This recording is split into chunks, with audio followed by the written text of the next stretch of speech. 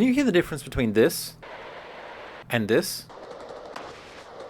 It's a subtle difference, but I think it's also a really important subtle difference.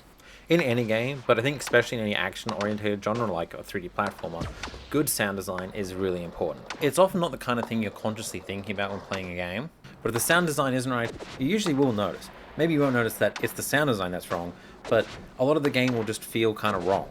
There are so many aspects that go into making a game feel good to play, and more often than not, I think sound design is one of the ones that people overlook the most, but makes a huge impact. So back to those two sounds. The difference is that the skate sound effect changes slightly depending on what terrain that you are skating on.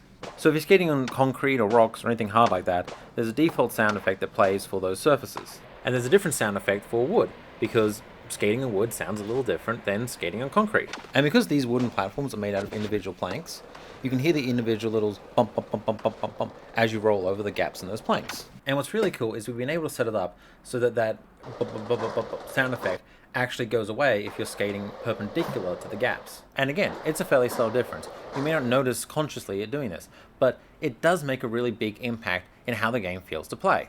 And I really couldn't have done this on my own. Later Skater is largely a solo project, but I had to outsource audio because that was just too much to do, and frankly, I'm not very experienced with it. And all the sound effects up to this point have been done by my friends over at Supertonic Audio. They're a sound effect company based in Brisbane that specializes in game audio, and they really know what they're doing with this sort of stuff. That's why they won the Excellence in Sound Design a few years ago at the Australian Game Developer Awards, and it's also why I hit them up when I needed someone to do the sound effects for Later Skater.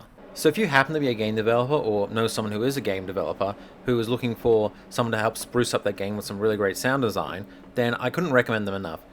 Look up Supertonic Audio and get in contact with them, see if they'll help you out on your project. And if that's not you, but you are someone who's really interested in indie games, then I'd really appreciate it if you gave Later Skater a wishlist on Steam, so you can be notified later in the year when it comes out. And you can hear all these cool sound design things for yourself.